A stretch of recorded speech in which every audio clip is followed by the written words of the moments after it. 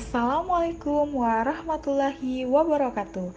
Kami dari Sekolah Tinggi Ilmu Farmasi Makassar, kelas TIFA B 2017, kelompok 1 mata kuliah farmakogenomik. Di sini, kami akan mempersembahkan video edukasi dengan judul Farmakogenomik Obat-obat Asma. Selamat menyaksikan. Asma merupakan penyakit alergi yang saat ini masih menjadi problem kesehatan karena pengaruhnya dalam menurunkan tingkat kualitas hidup dan dibutuhkan biaya besar dalam penata laksanaannya. Dengan angka prevalensi yang berbeda-beda antara satu kota dengan kota lainnya dalam satu negara, di Indonesia prevalensi asma berkisar antara 5-7%. Menurut Global Initiative for Asthma, asma adalah gangguan inflamasi kronik pada saluran nafas dengan berbagai sel yang berbeda, khususnya sel mast, eosinofil, dan limfositel. Pada individu yang rentan inflamasi, mengakibatkan gejala episode mengi yang berulang, sesak nafas, dada terasa tertekan, dan batuk, khususnya pada malam atau dini hari. Gejala ini berhubungan dengan obstruksi saluran nafas yang luas dan bervariasi dengan sifat sebagian reversibel baik secara spontan maupun dengan pengobatan.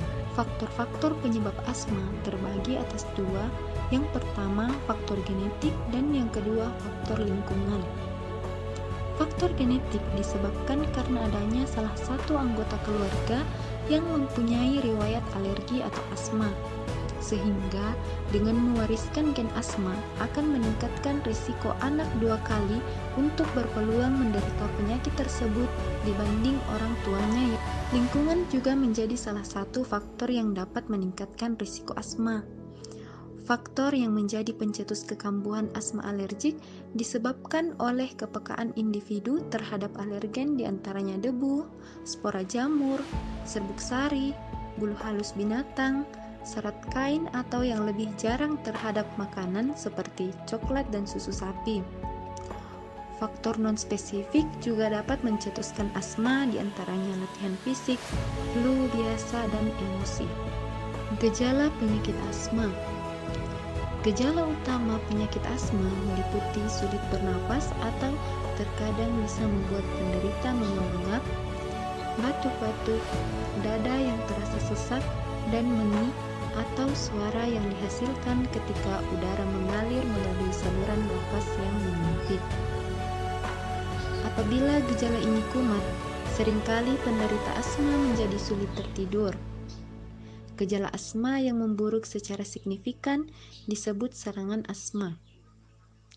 Serangan asma biasanya terjadi dalam kurun waktu 6-24 jam atau bahkan beberapa hari. Meskipun begitu, ada beberapa penderita yang gejala asmanya memburuk dengan sangat cepat kurang dari waktu tersebut.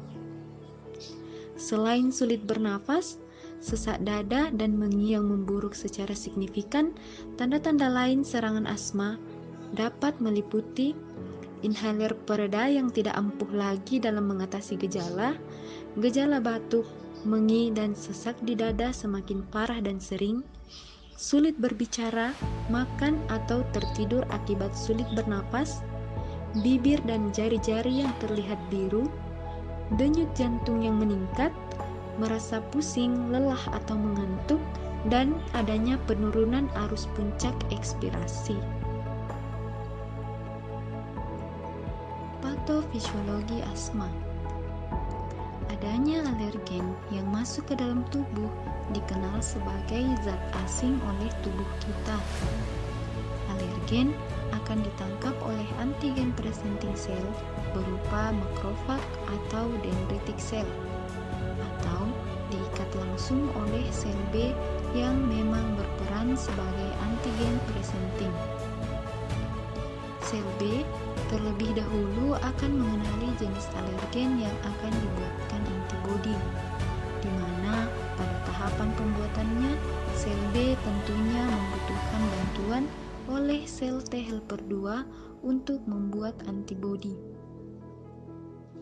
Sel T helper 2 yang akan mengenali alergen melalui jalur antigen presenting cell atau ATC.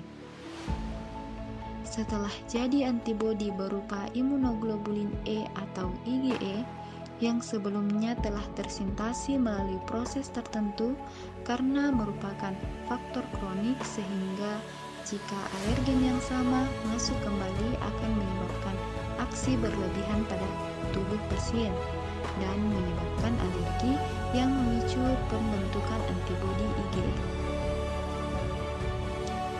IgE mempunyai dua sisi pengikatan, di mana sisi Fab akan mengikat alergen dan sisi Fc akan mencari reseptornya di sel mas dan basofil dengan cara menancapkan diri sehingga memicu terjadinya degranulasi. Degranulasi adalah pecahnya sel mas dan basofil yang mengeluarkan histamin dan sitokin-sitokin lainnya. Histamin dan sitokin-sitokin lainnya ini akan mencari reseptornya pada lapisan epitel saluran napas, otot-otot saluran napas, maupun di pembuluh darah sepanjang saluran napas. Sel mas ini juga akan memicu neutrofil, eosinofil, maupun sel T pembunuh ke tempat saluran nafas untuk melakukan aksi yang disebut pemicu berantai yang nantinya akan menyebabkan inflamasi semakin bertambah atau semakin parah. Farmakogenomik pada asma.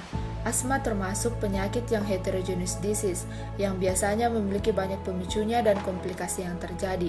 Maka ada beberapa tipe asma yang harus ditreatment, terutama jika asma ringan, persisten, atau bahkan sudah severe. Asma yang sudah sangat parah, maka harus diberikan medikasi pengobatan asma. Diharapkan pengobatan-pengobatan pada asma akan memberikan respon yang diinginkan dengan respon yang efektif, meminimalkan efek merugikan dan penekanan biaya. Secara kuantitatif bisa diukur dengan nilai yang disyaratkan FEV1 atau Forced Expiratory Volume in 1 second. Bagaimana kekuatan mengeluarkan volume udara yang dikeluarkan yang diukur dengan per sekian detiknya, atau perubahan peak flow meter. Ada beberapa gen yang sangat terkait dengan pengobatan asma. Jika diobati dengan beta agonis, maka reseptor-reseptor beta 2 yang menimbulkan variasi respon, yaitu adrenergic reseptor beta 2, yaitu gen yang banyak mengalami mutasi dan polimorfisme terkait dengan agonis. Kortikosteroid di reseptornya NR3C1, dan leukotriene modifiers pengkode enzim ALOX5 atau di pengkode reseptor penangkal leukotriene CYSLT1, dan terkait obat anti-cholinergic di reseptor muscarinic 3. 5 gen ini sangat banyak mempengaruhi respon obat asma. Dapat dilihat pada studi-studi terapi farmakogenomik pada asma. Bronchodilating. Adanya pelebaran bronki pada penggunaan obat-obat beta 2 agonis yang diteliti adalah reseptornya. Apakah beta agonis ini dapat terikat dengan baik di reseptornya dan menimbulkan efek intraseluler signaling yang baik? Karena beta adrenergic di SSO akan terkait dengan cholinergic yang akan berefek berbeda. Jika ditingkatkan, maka anticholinergic akan meningkat terhadap pengobatan asma. Anti-inflammatory kortikosteroid secara inhalasi terkait dengan gen yang mengatur hormon reseptor 1 dari kortikotropin sebagai pemula kaskade dari steroid atau biasa disebut kortisol. Leukotriene modifiers terkait dengan jalur leukotriene reseptor siktinil. Theophylline terkait dengan metabolisme P450-CYP1A2. Obat asma beta 2 agonis.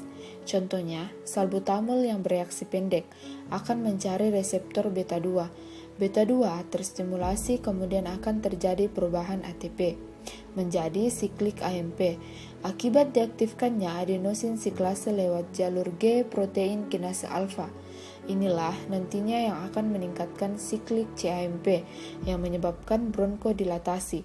Dan ini juga akan mempengaruhi misalnya theophylline, di mana jika mengikat fosfodiesterase yang akan menghancurkan CAMP. Jika diikat, maka kadar CAMP akan meningkat sehingga akan normal dan menyebabkan bronchodilatasi.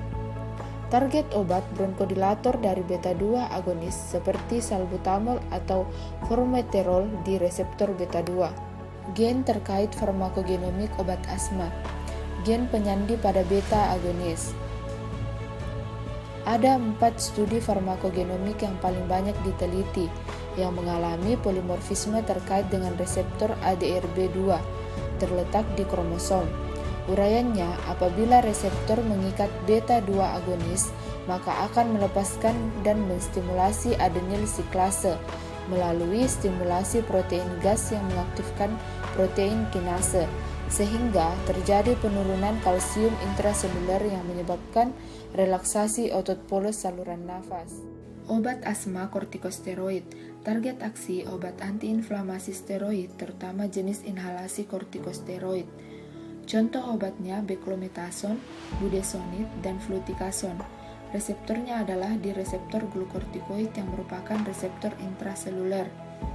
Dapat dilihat kortikosteroid dosis tinggi dapat menembus membran lipofil yang akan terikat dengan reseptor glukortikoid yang biasa ada di sitoplasma dan ada juga di inti. Setelah terikat, dia akan bertranslokasi ke inti sel, melakukan proses transkripsi gen.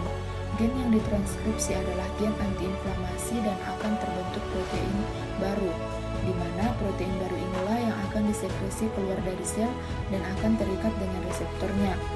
Protein baru ini yaitu annexin 1 sebagai antiinflamasi, SLPI, MKP1, dan lain-lain. Leukotrin sintesis, reseptor, dan signaling terjadi di sel-sel leukosit, di mana sel yang memicu radang dan sebagainya. Lewat prekursornya, maka arakidonat akan terikat pada 5-lipoksigenase, di mana leukotrin yang telah dibentuk akan dikeluarkan di ruang antar sel. Misalnya, leukotrin 4 akan terikat pada reseptor misalnya CYST1. Ini bisa diatasi oleh zileuton, kemudian membentuk leukotrin. Montelukast, Safirlukast, Pranlukast menduduki reseptor leukotrin. Obat asma metilsantin. Metilsantin memiliki 2 tempat kerja teofilin dengan mengikat PDE, sehingga tidak merombak CAMP tetap tinggi dan menyebabkan bronkodilatasi, atau menghalangi adenosin terikat dengan reseptornya, sehingga menghalangi bronkonstriksi. Berdasarkan hasil studi farmakogenomik dari obat metilsantin seperti aminofilin dan teofilin, lebih banyak didapatkan studi farmakokinetik di enzim metabolisme CYP1A2 yang mengalami banyak polimorfisme. Banyak penelitian mengarah ke aminofilin dan teofilin, dikarenakan obat tersebut sebagai obat yang indeks terapi sempit. Jadi berbahaya jika terjadi perubahan kadar dalam darah, di mana kadar obat terapeutiknya hampir berimpit dengan kadar toksiknya.